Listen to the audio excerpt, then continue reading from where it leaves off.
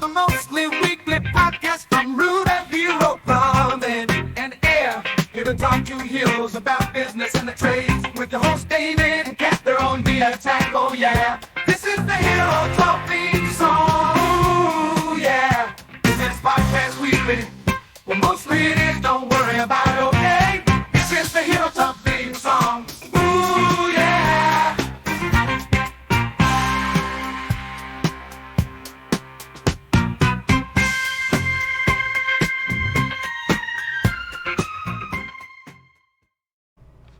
Hey, what's up? It's been a long time. Welcome to another episode of Hero Talk, the mostly weekly podcast from Rooter Hero Plumbing and Air. It's mostly weekly. We miss one now and again. Anyway, I'm David. I'm one of the hosts, and with me here is Cat. And together we're on the attack. That's right, the attack. We sure are. As always. So, it's been a long couple of weeks. Has it? I don't know. Oh. Well, we didn't record last week, but that's because I didn't post or something. I don't remember what happened. No, we just were one episode ahead, so we didn't need to record last week. Is that what it was? Mm-hmm. Oh, well, now we're back on, Regular program. yeah, scrambling to get an episode out by Thursday. So, it's fine. It's fine. So, it is what it is. We're both very busy people. But we carved the time out just for you. Very true. Don't you feel loved? Don't you feel valued? Good. Should. Remember that feeling when it comes time to pay the fee, which we'll discuss at the end. Okay. If we remember. We always remember. Do we?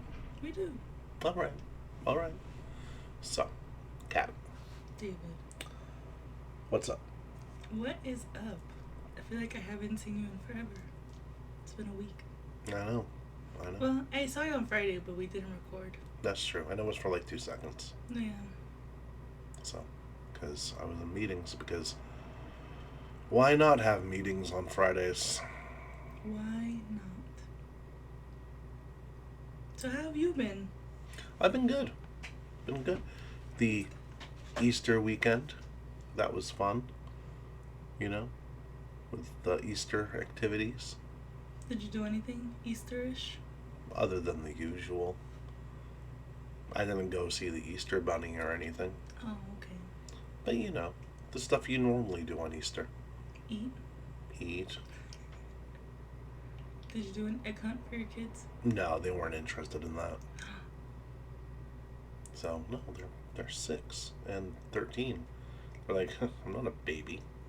Well, last year, I was, 24? Mm-hmm. And my mom did an egg hunt for all of us. And my brother's even older than me. How'd that make you feel? So fun, honestly. All right, all It right. was so nice. All right, a little bit demeaning, but it's all right. So, Why? It was fun.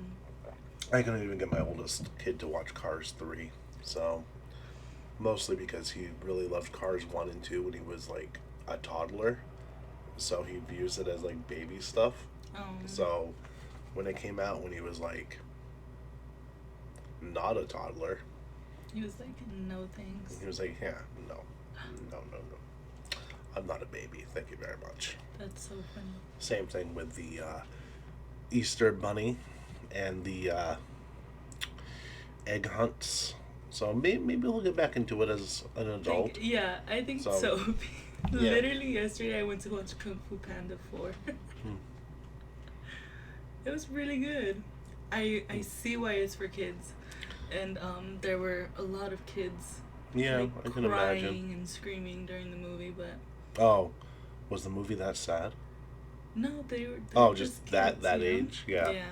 Yeah. I And don't I know. was like, okay, I saw Imaginary. what's that? It was some horror movie with a teddy bear. Was it good?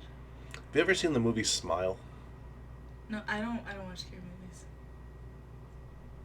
Well, nobody's perfect. So, We've talked about this. I Yeah. hate scary movies. yeah.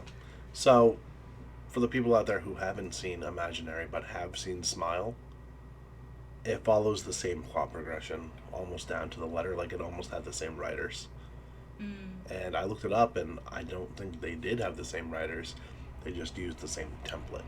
that's crazy. So, you could identify every single plot point and like twist. what happens next. Yeah. Mhm. It's kind of like the movie Saltburn. I've right? heard of it. Never Yep. watched it either. It was big a few months ago, but Yeah. now as you probably have noticed, like things get popular for about a week, and then they go away, and that's with everything. Mm-hmm. So, yeah, I could predict every single plot point of that movie just because I've seen a couple of Lifetime movies before. Oh, it's one of those movies. Yeah, it was just a Lifetime movie with profanity Mm. and adult content, but it was a Lifetime movie, It was a Lifetime movie. plot point by plot point. So. I love Lifetime movies though. Yeah, you'd probably like Saltburn. Yep. So, yeah.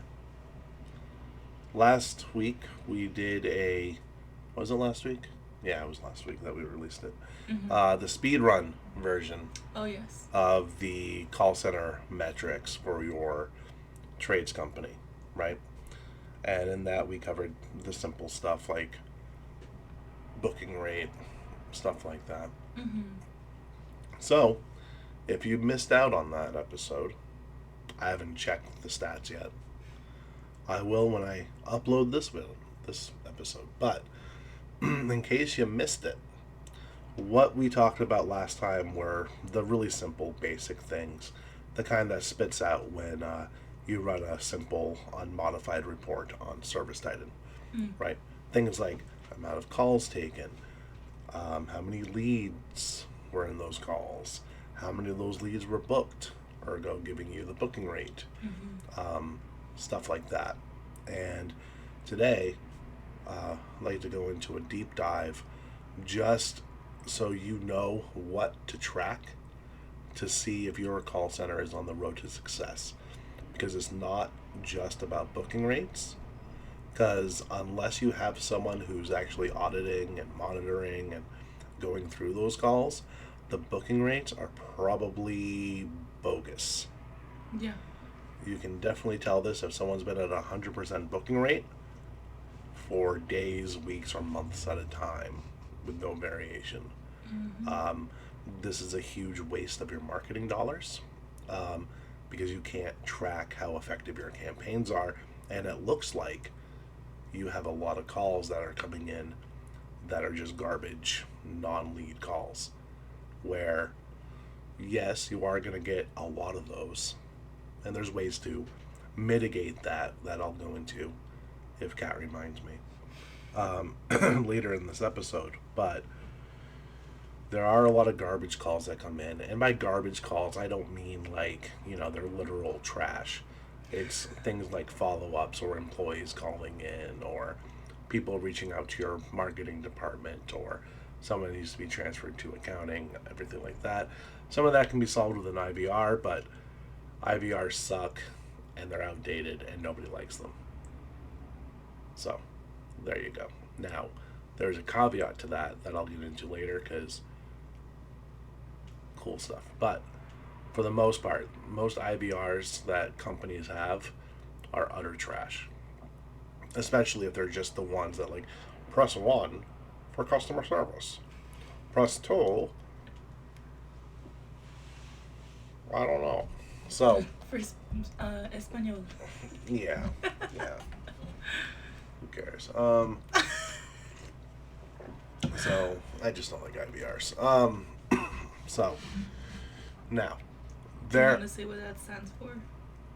In case somebody doesn't know. Oh, like interactive voice R. Oh, okay. Recording, maybe. No, I don't think it's that. It might be. Oh.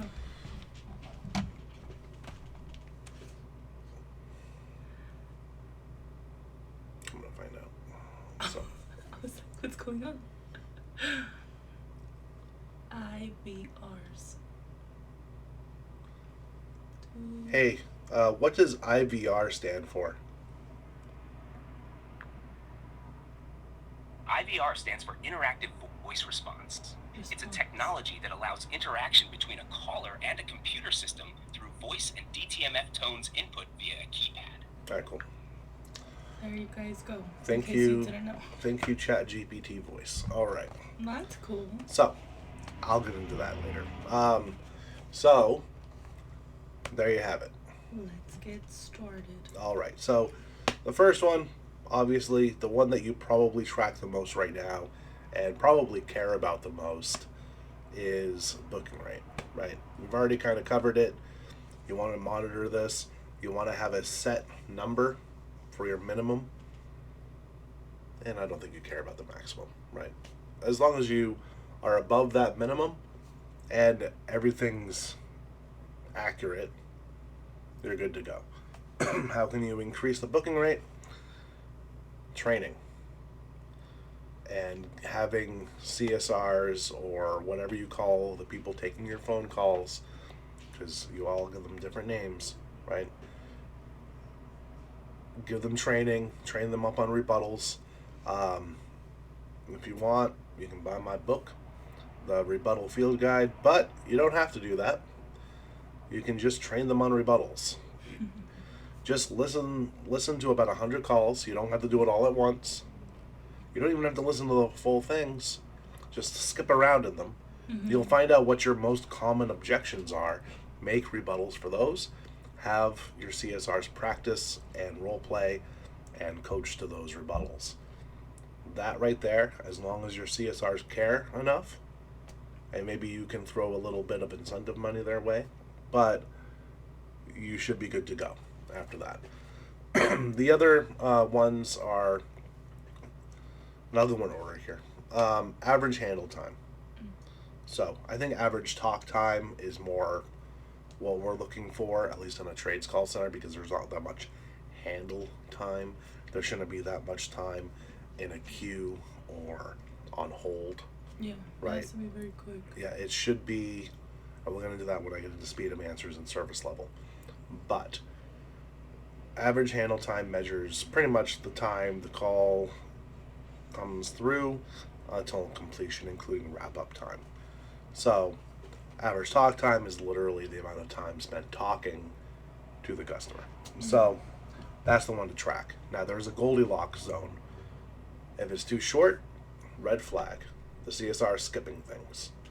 If it's too long, the call probably went off the rail and they're no longer talking about the appointment. True. You should probably see what's up. Either the CSR is being abused verbally, or they're talking about puppies or the weather or something. Yeah. So both are bad. The first one is definitely worse than the other one, but because your CSRs probably do not get paid enough to be verbally harassed. I'm just throwing that out there.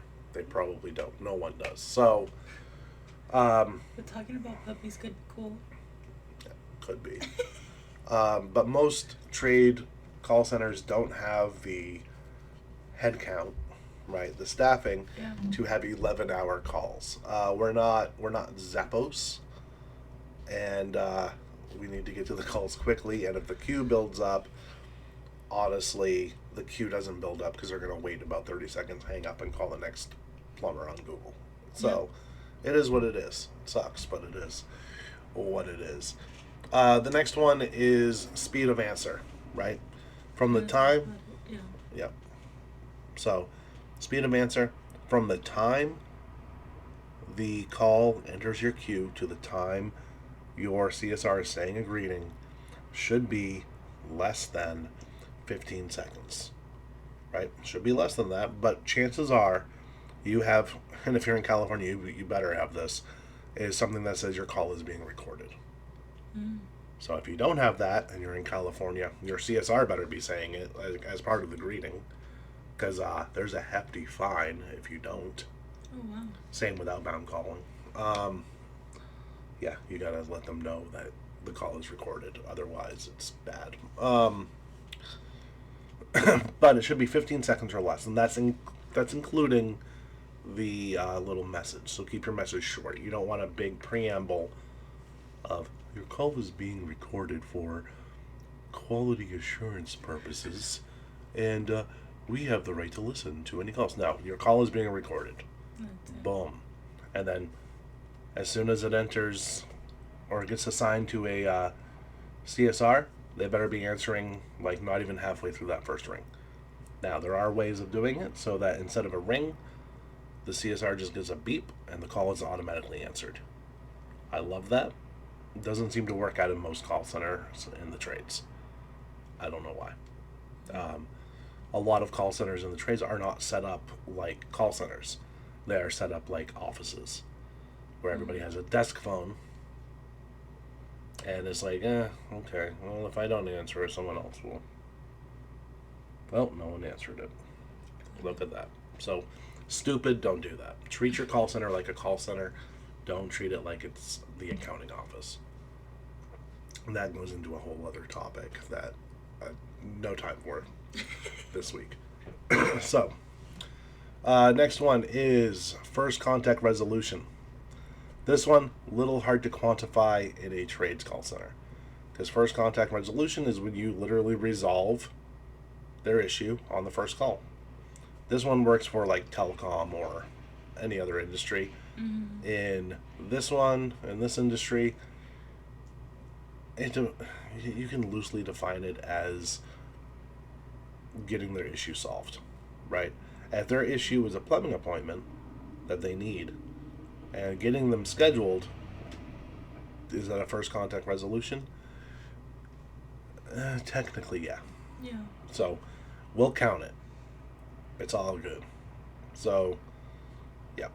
So, It's not like the call center can go and fix their issues. right. But they can at least set it up, or if they need an invoice, right, we can send that. Stuff like that. Although the technician should be the one sending the invoice at the completion of the sale. But, whatever. Let's see. Average hold time.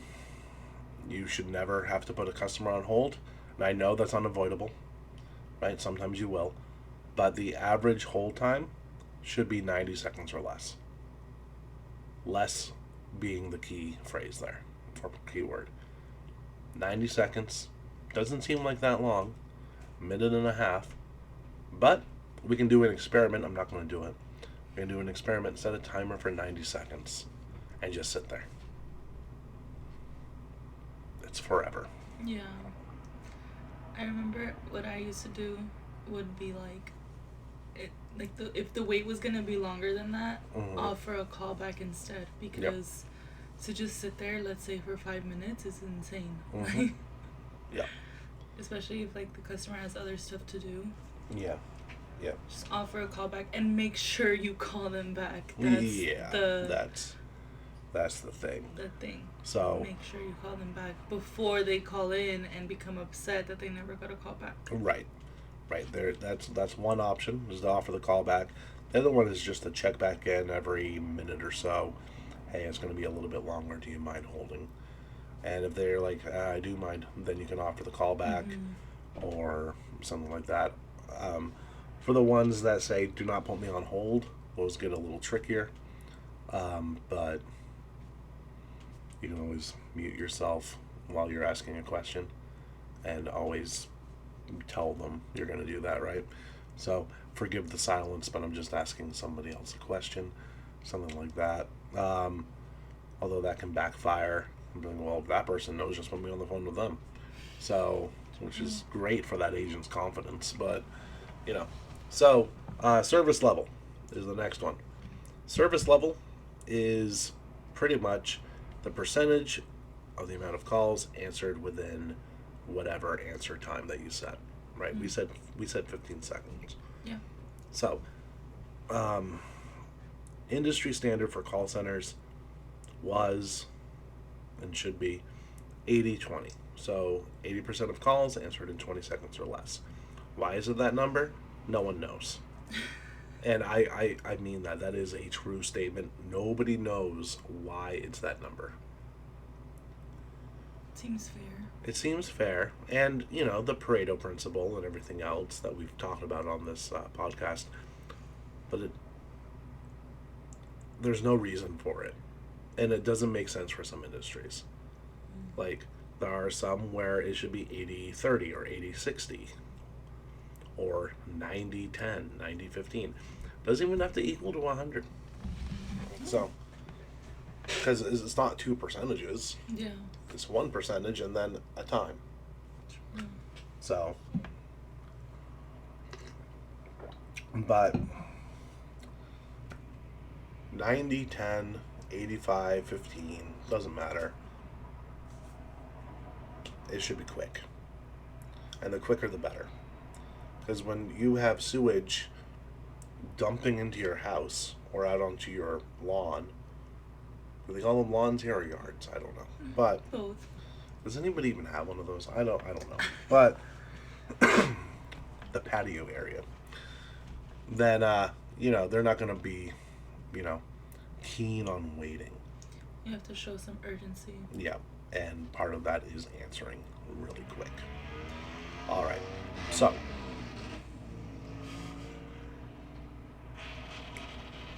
Oh. that doesn't sound good. Yeah, that sounds like they need to call us. Yeah. That high fiber diet on that motorcycle. Oh my So, average time in queue. Don't have a queue. You don't have to worry about it. Mm-hmm. All right. Call abandonment rate. This one's big because it can cite two things. One, your little recording thing that you have in the beginning of your call is too long. Oh. So, because people are just hanging up. Or, if it gets really high, and by high I mean 5% or more, you might have an issue with your telephony, and it could be dropping calls. Oh. So, look into trends, right? If a bunch of calls are dropping at 10 seconds or less, you could have an issue, right? Get it fixed. And sometimes it's upstream or downstream of your provider. Gets really annoying, gets really technical. That's not what the show's about, so I won't get into it. But it can be very, very bad. So, especially when it's like repeat calls, like repeat customers and things like that you can see are dropping. And on Service Titan, thankfully, you can see any missed calls. And then you can call them back right from that little section on the dashboard, as long as you have your dashboard set up correctly, or you just use the default. Mm-hmm. So I don't use the default, but because I built my own, but it's still there. So let's see, peak hour traffic. When is it busiest? When should you staff? If you have Phones Pro, or you can pull this from Service Titan directly, or most likely your CRM, depending. You can get the average calls per hour. Now, I wish it was a little bit more granular than that, because yeah, an hour, cool, awesome. What about half hour? What about every 15 minutes? When should I schedule breaks? Sometime in that hour? Fine. True. So, if you have Phones Pro, or if you use Dialpad or any other, literally any other soft phone software, VoIP software, you can get heat maps of when your calls come in with the average calls during that hour over a period of time. Then you can use that data to go into an Erlang C calculator and figure out what staff you need. You just have to fill out a couple of things, and you have to know this stuff. Like, what's your service level, right? What's the average length of the call? What's your shrinkage rate? And then from there, you just plug in the numbers. It gives you how many staff you should have. And then, you know, add one, maybe. So, for the just in case. For the just in case, because even though you already put shrinkage in there, what shrinkage is a percentage of time off the phone, call outs, things like that. 10 to 15% is usually best to put in there. That covers breaks, trainings, coachings, everything else. So you have kind of a little bit of wiggle room on there. The Erlang C calculator also with staffing goes into occupancy rate, which a lot of people get this wrong because they think that the CSR should be making or taking calls. As soon as they get off one, they should be making or taking another. And that's a good way to increase your turnover rate. Yeah. So you want to aim for 75% occupancy rate. For 75% of the hour, that would be 45 minutes of every hour. I don't know why they don't just say that, but percentages sound cooler. Yeah. And 75% of the time, of the hour, they should be helping, talking, or chatting with a customer. Yes. The other 25% of the time, they can take a breath. Which is 15 minutes. Oh, between calls. They can, use the restroom. They can go on break. They can do this, that, and the other, and they don't burn out. Mm-hmm. So, and if you stray higher than 75%, 80 might be safe, depending, right? But you go above that, you're bringing burnout on, and that's not cool. And if you go less than 75%, you're wasting money. Mm-hmm. So, because they're literally just sitting there. Yeah. And while that's cool on like a holiday, when they're there because someone might call, right? And you can't leave the phones unmanned, unpersoned. Well, that just sounds weird. The first one was fine. Okay. I don't know. I don't know what it is anymore. Then, Without a human. Right. And on holidays, you can't really outbound call either because that's just rude. Yeah, I know it's Christmas morning, but how's your water heater? Yeah, it's rude.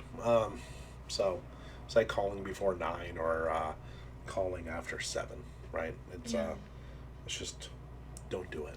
I don't know.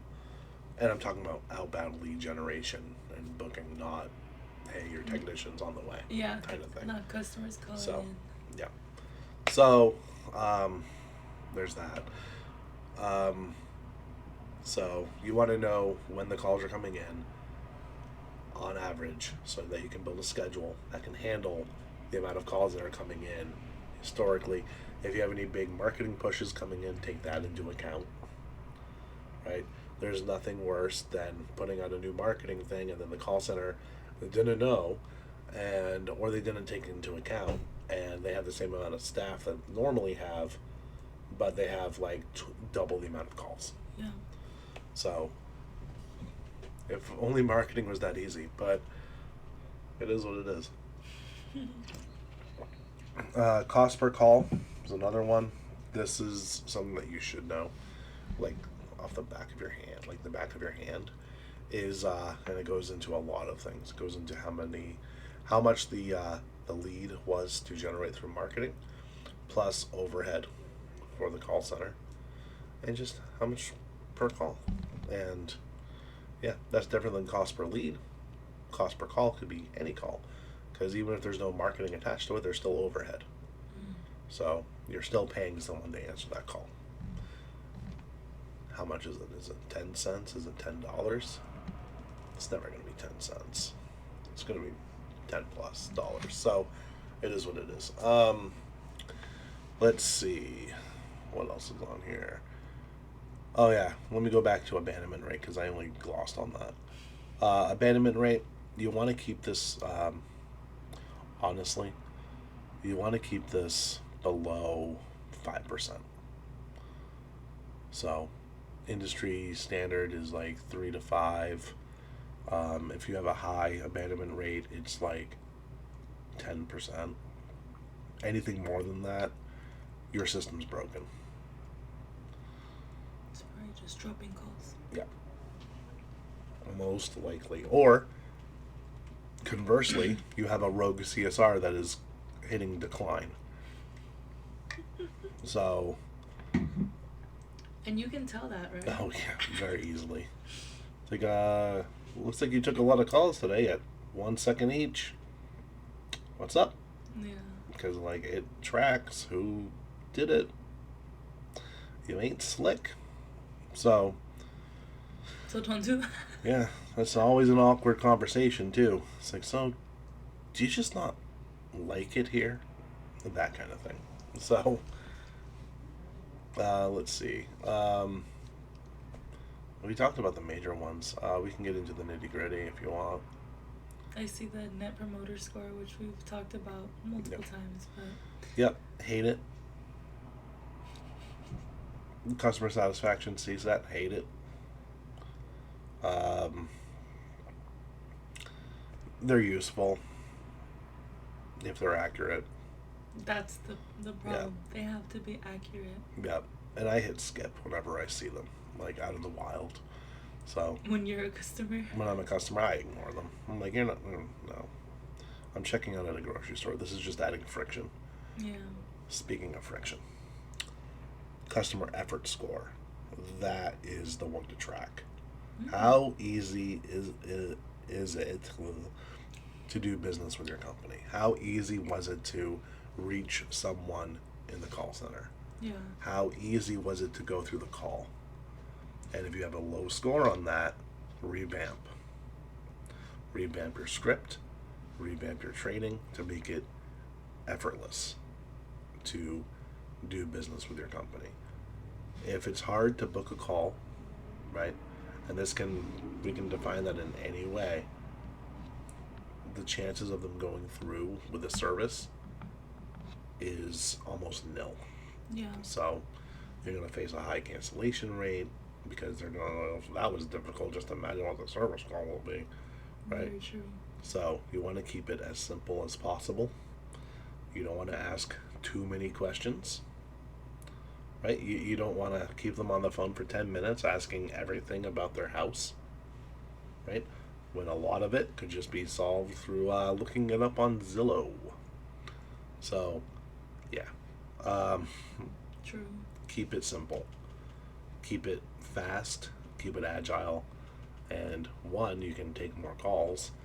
And two, you won't make people upset and stress them out. If your customers routinely ask, "What do you need my blood type to?" You're doing something wrong. Too many questions. Too many questions. Yeah, that's weird. Wrap up time. Typically, not wrap up, but wrap up time is a metric. Yeah.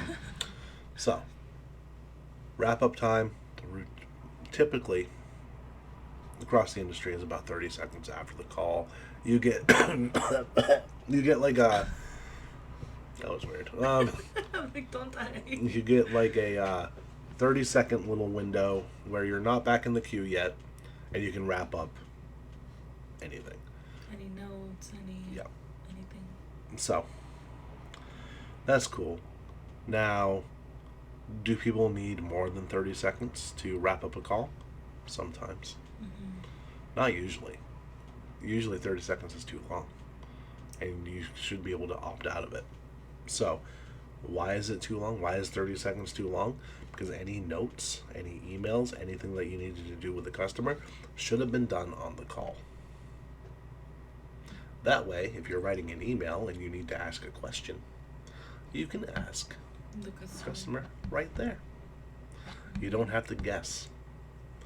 Because guessing usually results in a wrong answer. Just throwing that out there. Alright, keep the customer on the line. Talk to them. Tell them what you're doing. And you can eliminate average wrap-up time. So, because it can add up. 30 seconds on every call, right? And let's say you take 100 calls. That's a lot of time. Yeah. That's like 50 minutes. It's almost an hour of just like, oh, I'm just waiting to get back in the queue. Yeah. Yeah. But I also feel like it depends on the customer too. Like you Yeah, of definitely course. have to read them and like if the customer just wants to book it and get off the Mhm. phone, obviously like write the email afterwards, but just make sure you have all the Yeah. the Of course. I stuff mean, to write the email. I mean, there's always going to be things, right? Yeah. So, all right. So those are the major KPIs. We could get into like call quality, scores, QA scores, things like that. And I just did. Um, so, so let me just finish it. There's two ways of doing QA. There's more than two, but I'm going to talk about two. The one is just having a checklist, right? This is good because it's quick, and you can score out calls, and normally they'll be okay. It doesn't take into account a lot. Yeah. So, and you're leaving a lot of it on the table, and on a checklist, did they do this? Yes or no? Those can turn into, oh, you got 100%, but the call itself was garbage. But here's your 100%. So, what we use and what I made was a matrix, which on the surface looks complicated because there's like 6 or 7 categories.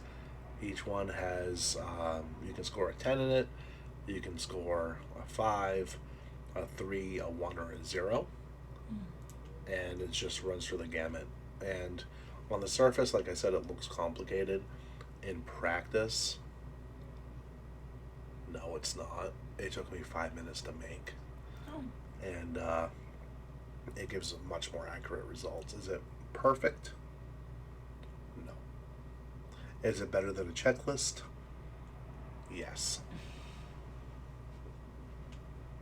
So, there we go. And again, 5 minutes. Not including, refinement and, recalibrations and things like that. But, yeah. So, those are the metrics that I wanted to talk about. And I do have some tips for your call center of the trades.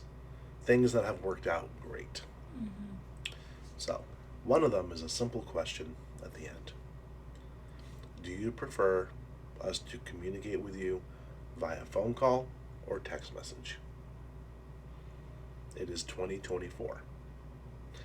I, for one, unless I know who's calling and I want to talk to them, I will swipe up when someone calls me and say, please text me. Yeah. There are only a couple of people that I don't do that to. So if you're one of them, I'm either afraid of you, I'm not afraid of you, or I like you. Probably. So, but again, only a few people I actually answer the phone for. So, because it's 2024, text me. Yeah. What are you doing? First of all, now we have a paper trail.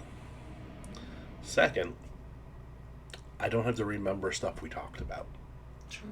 Because you have the paper trail. Yeah, because I can go back to the text and be like, oh yes, that's what we talked about. Yes, fantastic. I don't have AI transcription software for my phone calls yet. As soon as I can, I will get that so I can have an AI summary of my phone calls. And then you'll still want people to text you. Yes. So, but that would be cool. Because we already have it on Zoom. And it's amazing. So, but that is one question that is a game changer as long as your dispatchers and your technicians pay attention and follow that. It makes a huge difference, especially in response times. So, it's fantastic. Another one is to have it so that the customer can reach you in any way they want. Now, this could be with a phone call. Majority of the times, it still is. Right?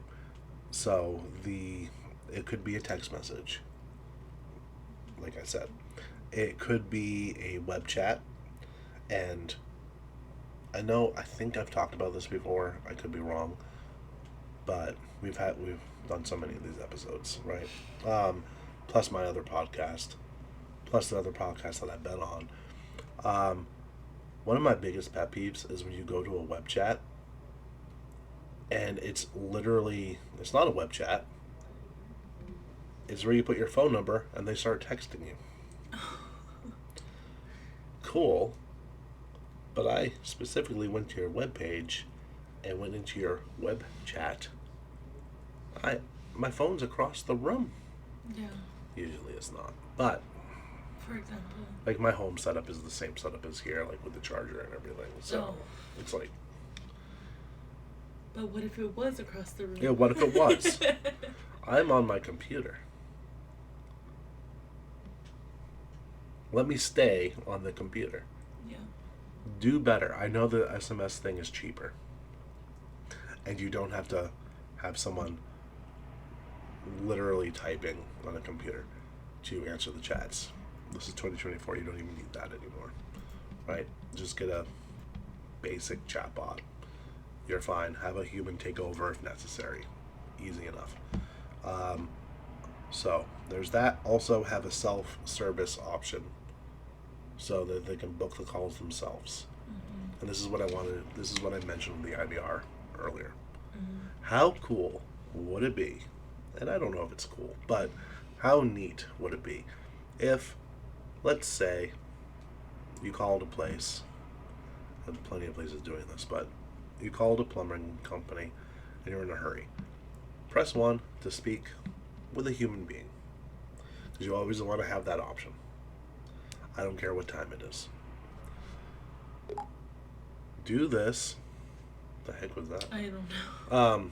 Do this to book your appointment with me, which is the whatever voice you have for the IBR. Mm-hmm. Or 3, if you're trying to reach another department, you can leave a voicemail. Screw off. Yeah. So, because we get a lot of calls for marketing. And you know where those marketing emails go? Me. I'm literally the only person in that email group. It is what it is. So, it's funny, but it is. So if you ever see me say, hey, tell them to send it to marketing, it's just going into an inbox that I'm going to glance at like once a week. So, makes sense. Yeah. So it is what it is. It's that way by design. But have it so they can book easily through any method they want. Right now, the majority is voice. Digital is fast approaching to not taking it over, but getting more. So, which is good. Mm-hmm. So are there any metrics that I didn't go over or that you wanted to know about? No, just like a summary is just like avoid channel switching at all costs and make it the easiest for the customer. Mm-hmm. Yep. It's like, if there's anything you take away from this, it's that, like, make sure that your customer is shown their value. Yeah. Now, pay attention to your metrics, even if they're just the bare bones metrics that pop up on Service Titan or your CRM when you pull a basic report, right? Then you can start experimenting with levers. You can see what metrics affect other metrics. So if lowering your average handle time, what will that affect? Mm-hmm. Right? Usually it goes negative with things like booking rate and other things like that, but not all the time. So you just your average handle time might be too high. It might not be in that Goldilocks zone, mm-hmm. right? So you want your average handle time to be in that Goldilocks zone for booking calls. Typically, that's going to be anywhere between 3 and 4 minutes. Anything less than that, they're either a repeat customer, which, yay, or the CSR is cutting corners, right? Not good. Because there's some compliance questions they need to ask. They need to verify the address, things like that. Anything higher, call went off the rails, call control needs to be trained for. Yeah. So, it is what it is. So, I think that's it. You want to do the fee? If you guys like this video, go ahead and give it a thumbs up. Subscribe. If you're listening on just our podcast platform, then still give it a thumbs up and share with anyone that you know. And let's make the show grow. Bye.